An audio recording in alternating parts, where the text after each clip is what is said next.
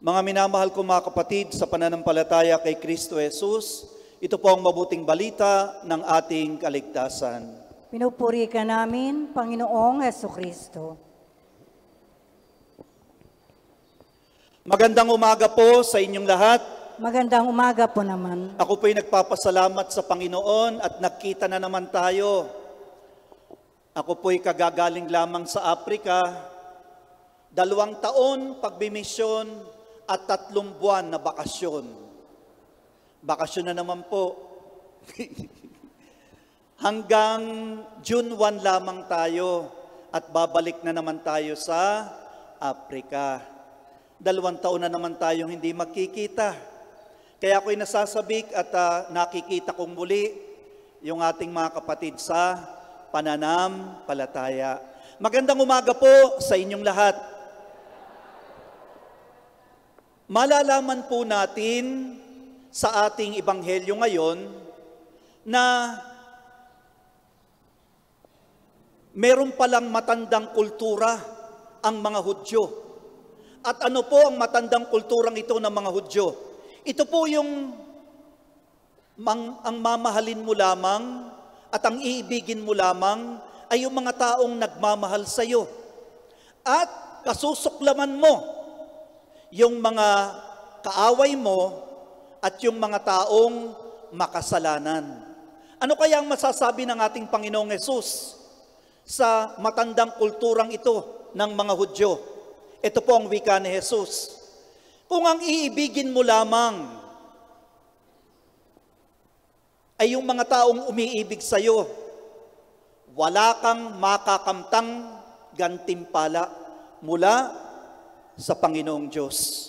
Ulitin ko, kung ang mamahalin mo lamang ay yung mga taong nagmamahal sa iyo at wala kang pakialam sa ibang tao, wala kang makukuhang gantimpala sa ating Panginoong Diyos. Nung ang ating Panginoong Hesukristo ay nagkatawang tao, kasi ang sabi ng Iglesia ni Kristo, ang Panginoong Diyos daw ay tao lamang, maliwanag ang Diyos ay nagkatawang tao.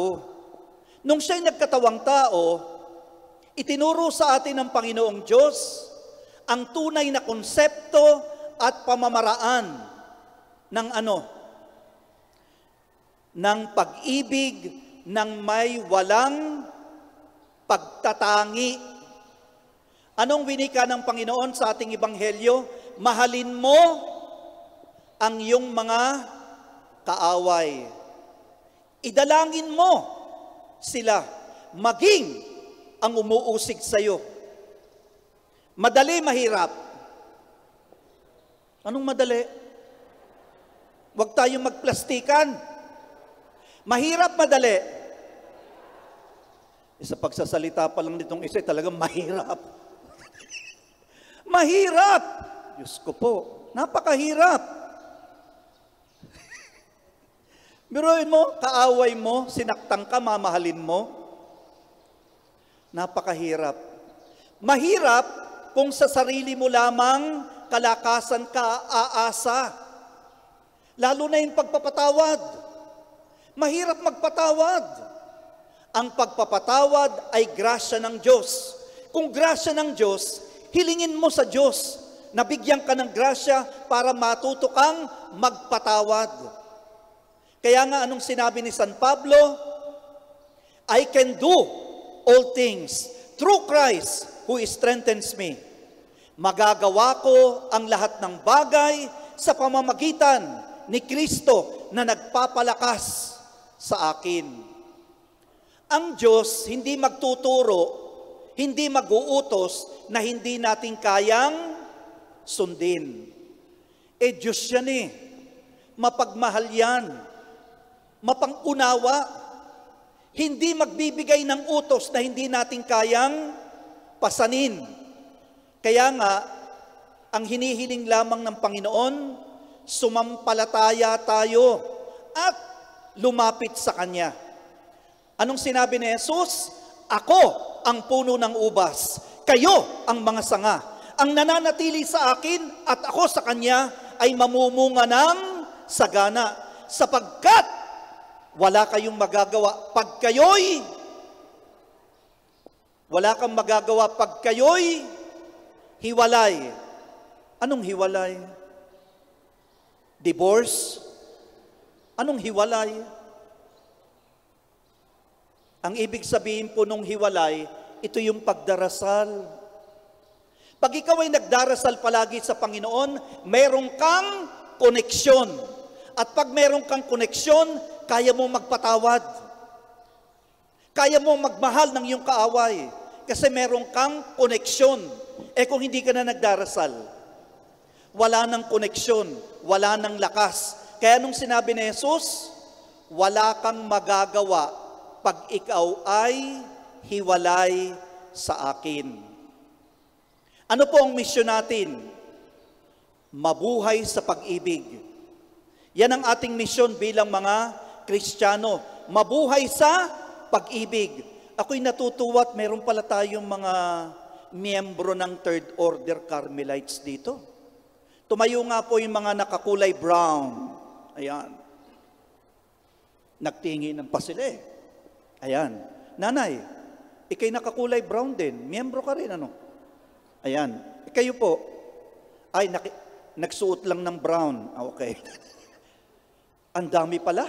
O, hindi ko sinasabing maupo kayo. Palakpakan natin yung mga miyembro ng Third Order Carmelites. Ayan.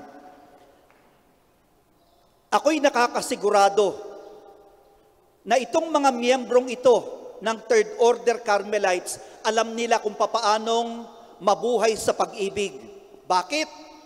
Isa kasi sa mga santa ng Carmelite Order ay si Santa Teresita ng Avila.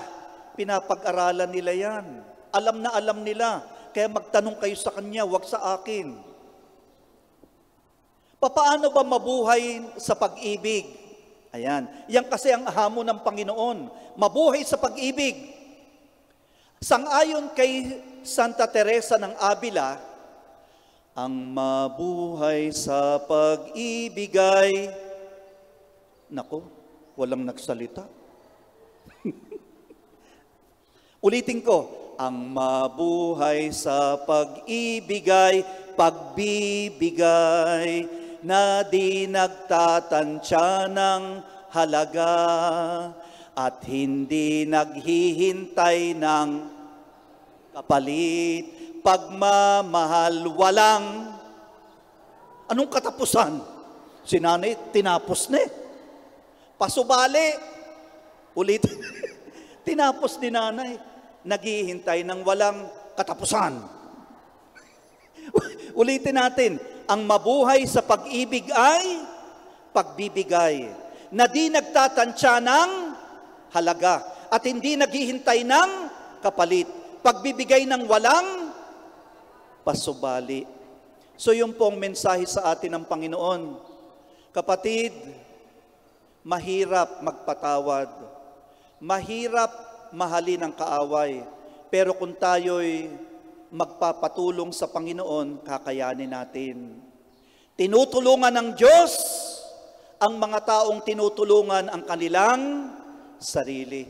Ang Diyos nanyan lang, nag-iintay lang. Napakahirap, Father. Hindi ka lumalapit eh. Lumapit ka at tutulungan ka. Sa ngalan ng Ama at ng Anak ng Espiritu Santo. Amen.